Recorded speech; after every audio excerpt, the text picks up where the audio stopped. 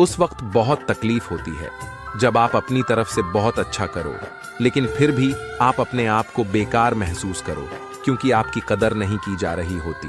और आज डिप्रेशन की सबसे बड़ी वजह यही है। उस जगह पे कभी मत जाना जहां तुम्हारे एहसास और तुम्हारे अल्फाज की कदर ना हो, वो चाहे किसी का घर हो या किसी का दिल। खुश रहने का सबसे अच्छा असूल यह भी है कि जहां लगे आपकी जगह नहीं, वहां खामोशी से खुद को अलग कर लो। अगर आप सहमत हैं तो कमेंट में यस लिखें।